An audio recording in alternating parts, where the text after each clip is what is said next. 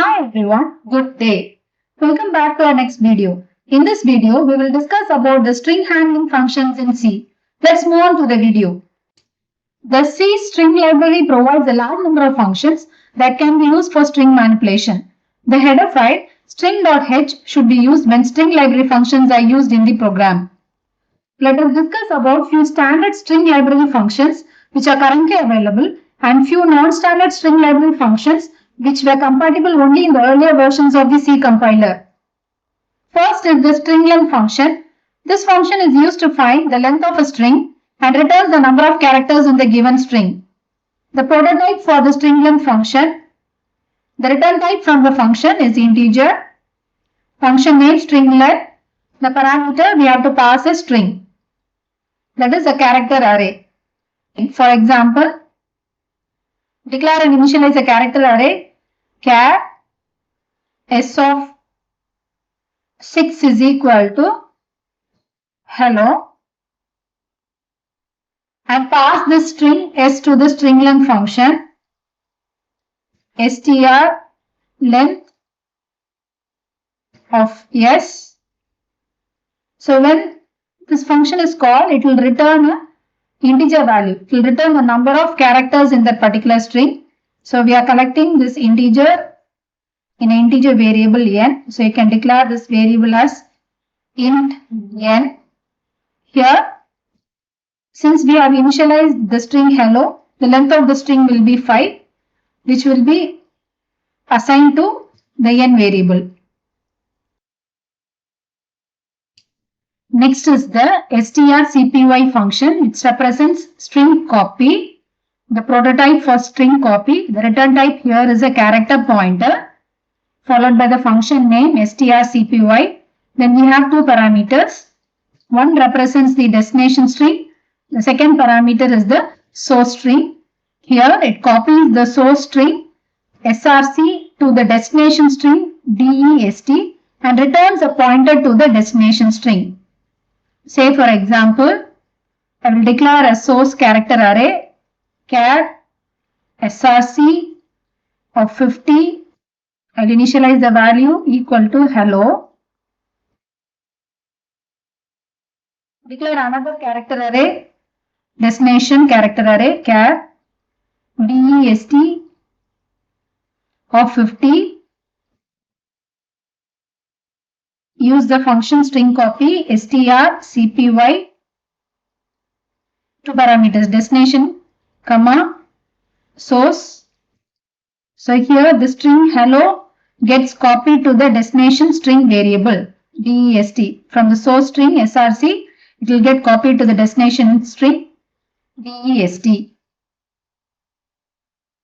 Next is the strcat function, which represents the string concatenation function. The prototype char star strcat followed by two parameters, a destination string and a source string. Here it appends the source string to the destination string. So in the previous function string copy, it will copy the content from the source string to the destination string, which means that it will overwrite the destination string. But here in string concatenation, it will append to the end of the destination string. So it will concatenate to the end of the destination string.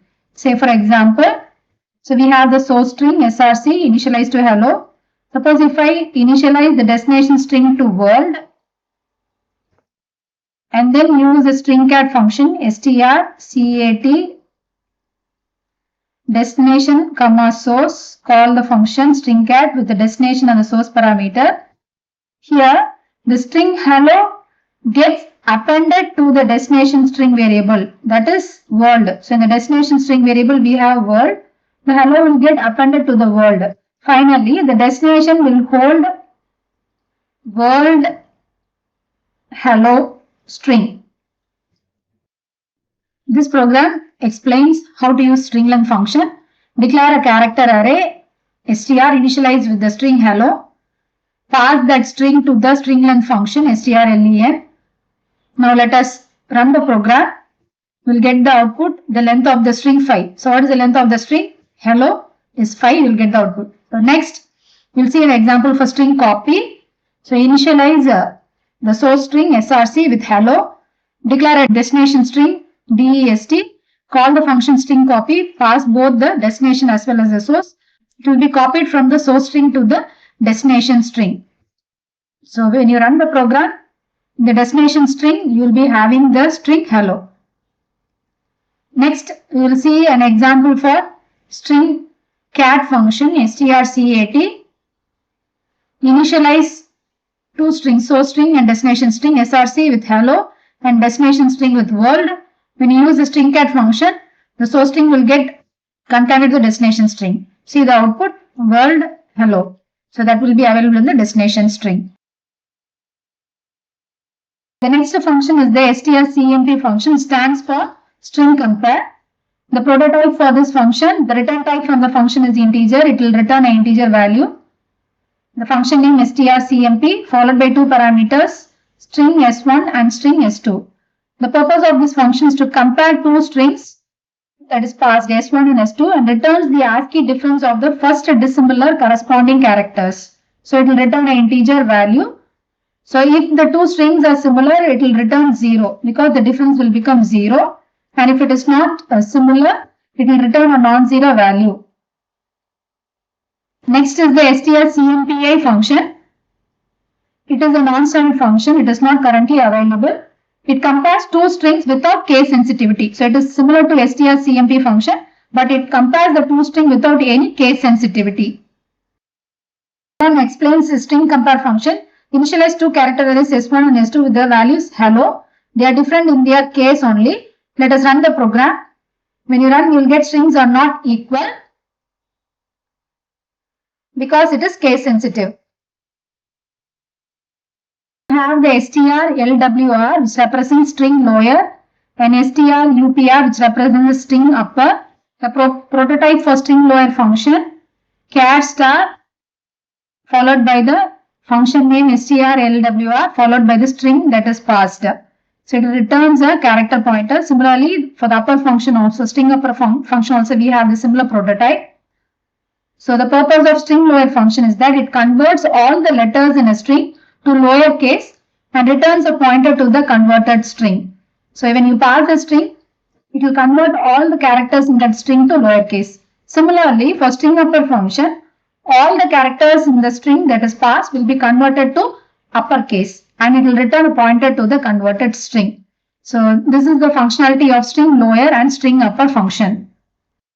Next string handling function is strrev, which stands for string reverse. This is also a non-standard function which is not currently available. The prototype, the return type from the function would be a character pointer.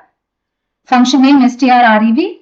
The parameter passed is a string. So in the form of a character, we have represented in the form of a character pointer. The purpose of this strrev function is that it reverses all the characters of a string except the null character and returns a pointer to the reversed string. Whatever string is passed, it will be reversed. The next function is strset. So this is also a non-standard function, string set function. The prototype, the return type from the function would be a character pointer. We have two parameters here. The string that is passed, the character with which we are going to replace. So that is also passed here. We are passing two parameters. The purpose of this function is that it sets all characters in a string to a specific character and returns a pointer to the string. So we are passing with what character we have to replace all the characters in the string. So it will replace all the characters in the string with the given character. The string handling function is strchr. The prototype for this function, the return type from the function would be a character pointer followed by the function name strchr. We have two parameters here. We will be passing a string and a character. So the purpose of this function is that it scans a string for the first occurrence of a given character. If the character is found, it returns a pointer to the first occurrence of the character in the given string. Otherwise, it returns null. Say for example, I will initialize a character array with the string hello, char str of 20 is equal to hello. So the index of hello would be 0, 1, 2, 3 and 4. So we will scan for the character L. So initialize the character variable with the character constant L. Char ch is equal to L. So as the return type from the function is a character pointer, we will declare a character pointer char star ptr and call the function and assign it to this character pointer.